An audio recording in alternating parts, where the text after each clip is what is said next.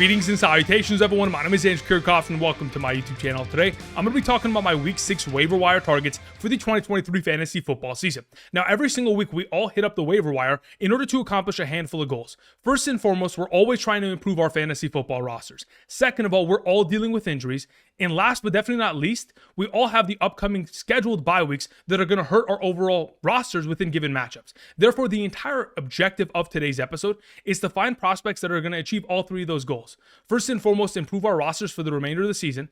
Second of all, fill in for upcoming bye weeks. And last, of course, fill in for upcoming injuries that are unexpected and come out of nowhere.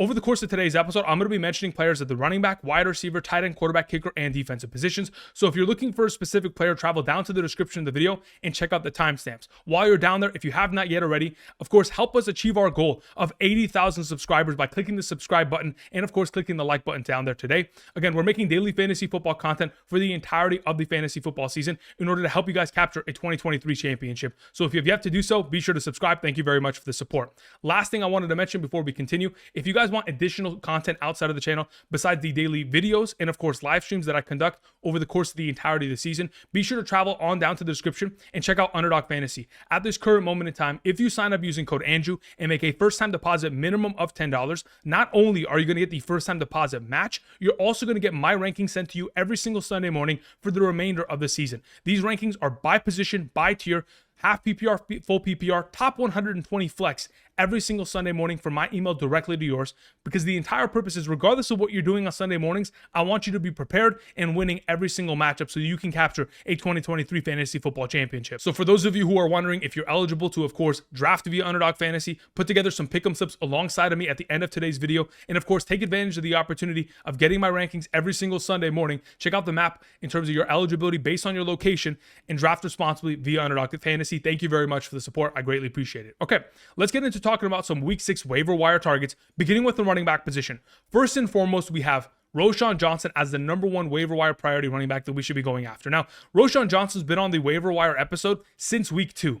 So if he's somehow, some way still available in your league, please go ahead and pick him up. He's currently only rostered in 41% of Yahoo leagues and 52% of sleeper leagues, which means there's a potential in which he's available to be picked up and placed on your roster. Because going into the upcoming weeks, the Chicago Bears will not have the services of Khalil Herbert, their starting running back. Unfortunately, Khalil Herbert sustained a high ankle sprain against the Washington Commanders last Thursday. So the expectation is that Khalil Herbert is going to miss himself at least 3 to 4 weeks. Like we've seen from Saquon Barkley and Austin Eckler, who have both been dealing with a high ankle sprain, this is not an injury that is a 1-week return. So the expectation is that Roschon Johnson, the backup running back of this offense, is going to fill in and of course have the opportunity to potentially win the job in the absence of Khalil Herbert. Now, many of you may bring up the name Keaontay Foreman. He is on the very bottom right, number 6 overall in terms of priority. He was signed this offseason to the Chicago Bears from the Carolina Panthers. He has not been active since Week 1, so I don't really put too much priority on his overall upside. I do believe he is going to be active in the next coming weeks, but he is not going to take priority over Roschon Johnson within this offense, who has obviously had himself a more sustained role since Week 1.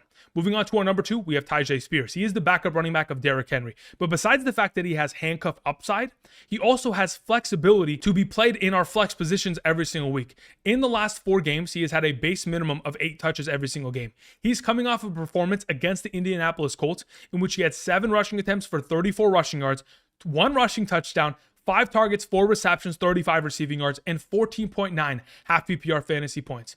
Tyjae Spears not only is a handcuff, but has upsides very similar to Jaylen Warren. So the expectation is, if you have the availability to go and pick him up, again, he's only rostered in 26% of Yahoo leagues and 36% of sleeper leagues, be sure to go ahead and do so. Moving on to our number 3, Emari Demercado. He's the backup running back currently of James Conner. But I also want to talk about Demercado and Keaontay Ingram. Both these running backs are technically the backups of James Conner. James Conner unfortunately sustained a knee injury in which is being called a quote-unquote twisted knee against the Cincinnati Bengals on Sunday. Obviously, he left the game. He did not return from said injury. There is an expectation in which James Conner is going to miss multiple weeks. If that's going to be the case, Emari Demercado will be the next man up, primarily because Keaontay Ingram has missed each of the last 2 games with a neck injury. If Keaontay Ingram is going to continue to miss time within this backfield due to that neck injury, Emari Demercado fills in and potentially has himself a lot of potential upside. You go ahead and look at his statistics from yesterday's game in the absence of James Conner. 10 rushing attempts for 45 rushing yards, 1 rushing touchdown, 3 targets, 1 catch, 12 receiving yards, 12.2 fantasy points in the absence of James Conner. Again, keep in mind, we are not aware of the severity of James Conner's knee injury. This could be something that has him returning next week. This could have him on the injured reserve or potentially out for the remainder of the season. We're hoping that he's going to stay healthy, but if in fact you need the insurance policy for this upcoming week and for future weeks, Emari Demercado would be the first and foremost name out of the Arizona backfield that I would want on roster. Number 5, of course, because we talked about Keaontay, Ingram, and of course his neck injury, we move on to Justice Hill. Justice Hill, for another week, comes out of nowhere and steals a rushing touchdown. In terms of the overall contributions within this backfield, it's pretty much Justice Hill or Gus Edwards. Gus Edwards, even though he was able to out-touch on the ground Justice Hill in terms of overall rushing attempts, it didn't matter when the goal line rushing attempt went to Justice Hill, and Hill had himself 4 targets and 4 receptions, getting himself all the utilization on the 2-minute drills, getting himself majority of the overall offensive snaps. Even though the Baltimore Ravens backfield is a complete mess in terms of the overall rotation of usage, many of you may be in a situation where you're dealing with bye weeks, you have a bunch of injuries, and you are in need of a running back. Therefore, Justice Hill would be the man available. All right, let's move on to the wide receiver position. The first 3 names that I wanted to mention, Josh Palmer, Elijah Moore, and Josh Reynolds, should probably already be rostered. At this moment in time, Josh Palmer is currently rostered in 53% of Yahoo leagues. Elijah Moore is rostered in 54% of Yahoo leagues. If there is a possibility in which they were dropped this last week because they went on bye week, you should absolutely first and foremost pick these 2 prospects up. They are the number 2 wide receivers of their offenses, so going forward, you would want to have them on roster. So if someone in your league made a mistake and dropped them because of their bye weeks, be sure to go ahead and pick up Joshua Palmer and Elijah Moore. Let's go ahead and move on to our number 3, Josh Reynolds. Again, Josh Reynolds, thus far this season, has been incredible. In the absence of Amon-Ra St. Brown, put together a 15.6 fantasy point performance, but that hasn't been the most upside performance that he's had thus far this season. In week 1, put up 10 fantasy points. In week 2, 21.1. In week 3, unfortunately, scored 0 fantasy points, but was dealing with an injury. Week 4, 8.4. Week 5, 15.6. He has been a very consistent option as a member of the Detroit Lions offense. And even with the return of Jameson Williams, the expectation is that Josh Reynolds will continue to be a relevant option within this offense. When we move on to number 4, we have Curtis Samuel. Thus far, in the last 2 weeks, we have seen Curtis Samuel find the end zone. Whether it's rushing or receiving, it doesn't matter. He's been a double-digit fantasy point player in the last 2 games. But going forward, you shouldn't expect him to consistently score touchdowns. But if you go back to weeks 1 through 3 when he wasn't scoring touchdowns, his overall fantasy point contributions were 8.5, 4.7, and 6.4 fantasy points. He could still work as a wide receiver 3 on many of our rosters in a half PPR or full PPR scoring format. So keep that in mind. He's only rostered in 17% of Yahoo leagues, 28% of sleeper leagues. And even though they're using a high rotation of wide receivers within that offense, Curtis Samuel every single week is still relevant regardless of that fact. Moving on to our number 5, we have Josh Downs. Josh Downs is the favorite receiving option of Gardner Minshew. It is a given.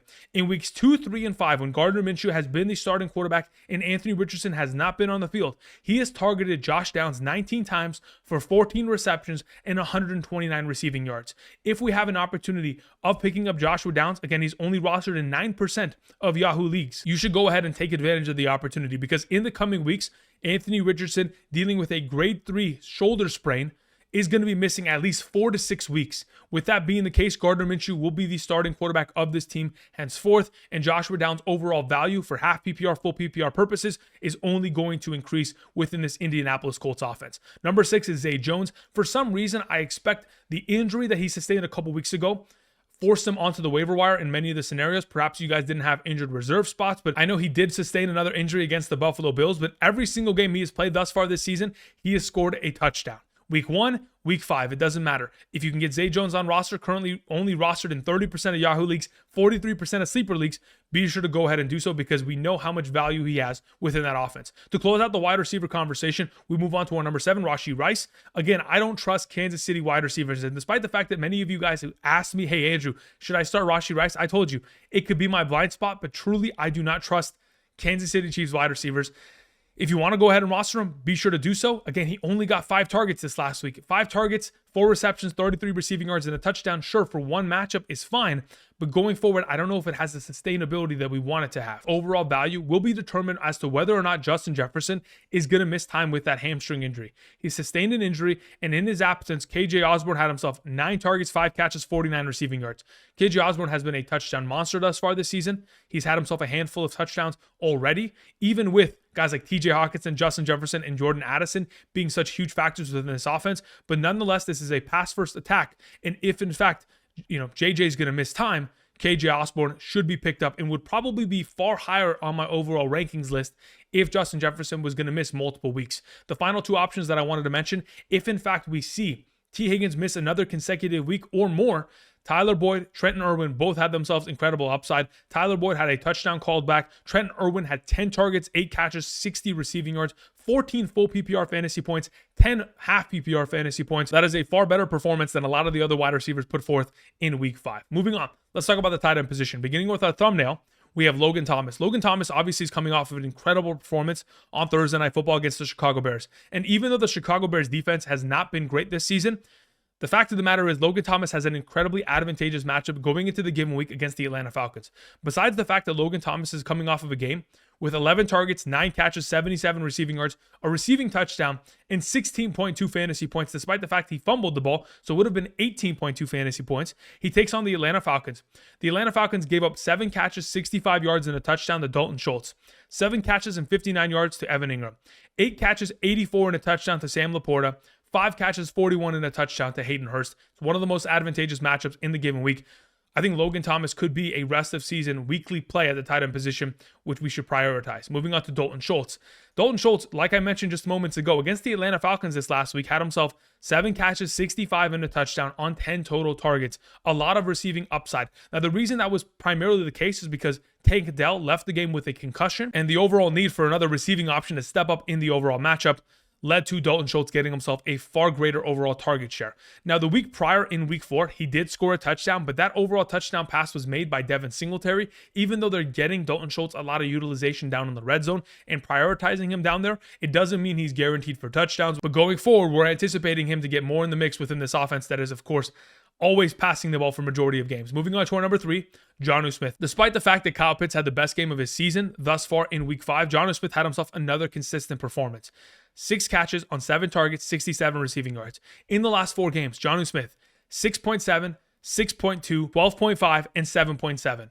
His overall contribution for this offense is incredible, and they're not going to slow down in terms of giving him overall targets. Therefore, for the tight end position, who has been very bleak to say the least, this is another option that you could potentially pick up and start if, in fact, you're dealing with bye weeks and or dealing with injuries at the tight end position going forward, or perhaps just random inconsistencies. But when we talk about the tight end position in general from week 5, this was the best tight end week of the season thus far. So many of us aren't going to be needing a tight end, but if in fact you do, Jonnu Smith has been very consistent over the course of the last month. The final option is Tyler Conklin. Speaking of being consistent over the course of the last month, he's had himself 7.5, 4.1, 7.8, and 8.7 half PPR fantasy points in the last 4 games.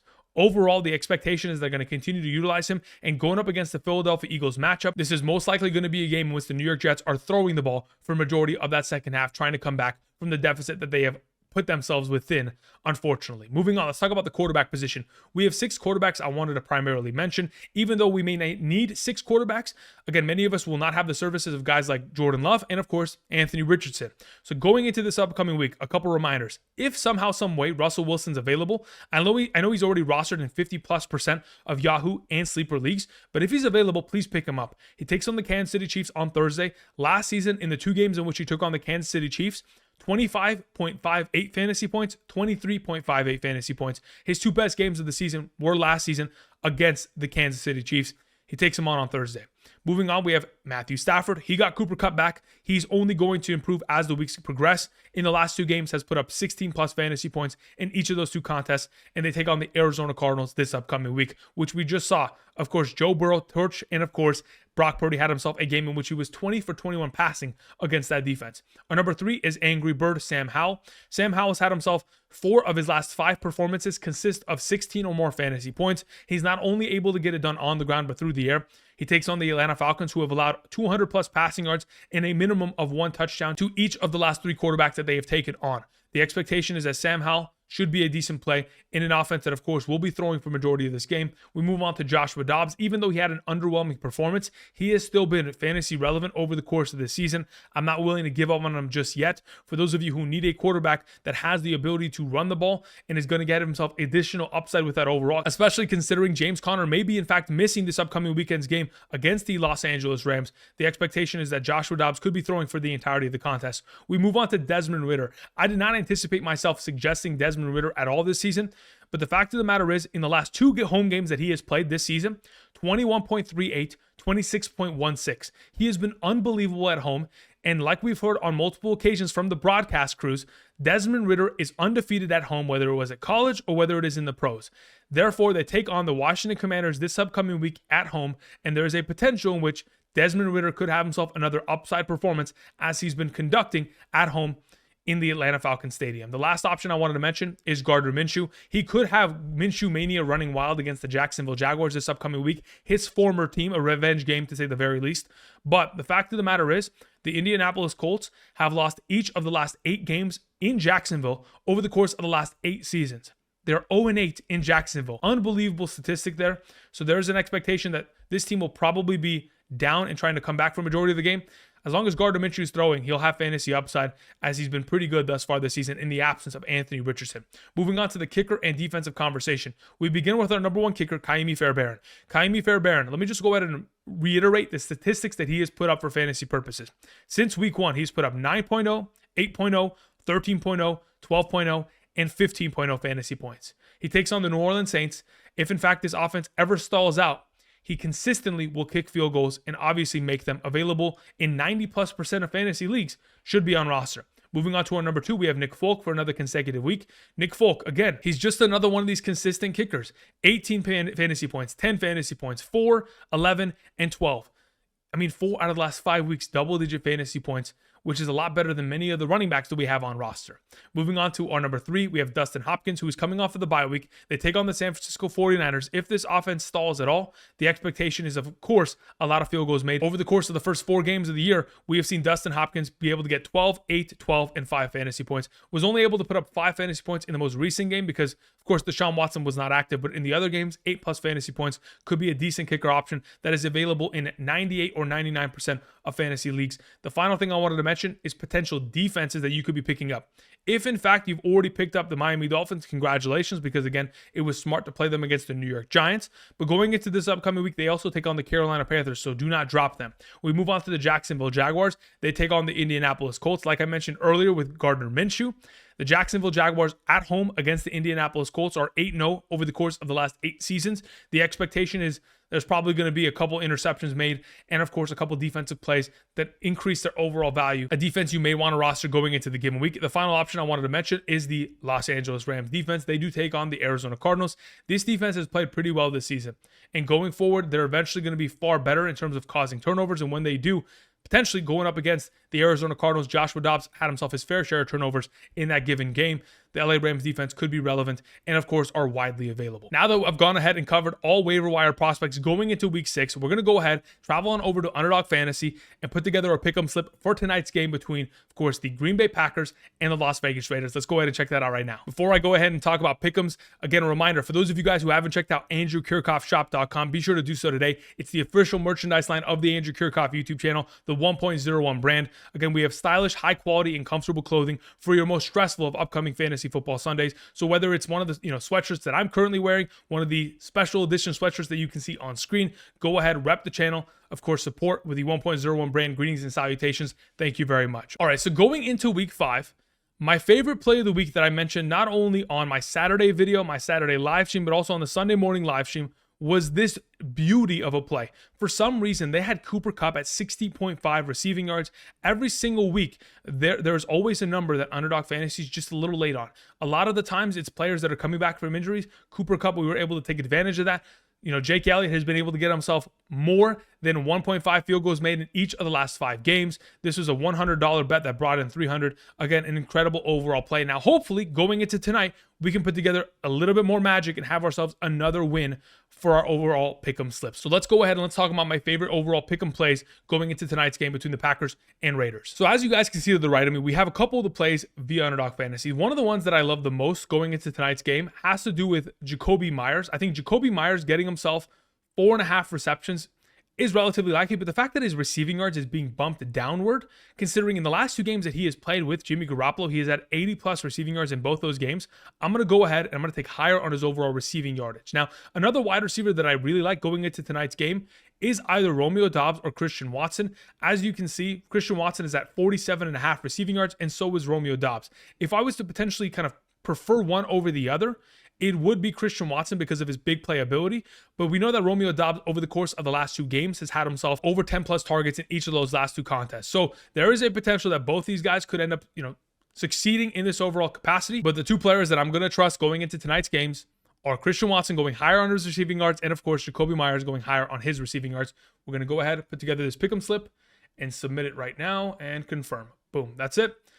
That'll be it for tonight. Those are my 2 favorite plays. Thank you, everybody, for watching. Tomorrow, we'll be back with running back rankings for week 6 of the 2023 fantasy football season. Again, if you haven't yet already, be sure to click the like button down below. Subscribe to the channel. Help us reach our goal of 80,000 subscribers. And, of course, check out Underdog Fantasy. Use code Andrew and make that first-time deposit minimum of $10 to get my rankings and, of course, potentially follow with our upcoming plays. Until next time, I'll see you guys. Peace.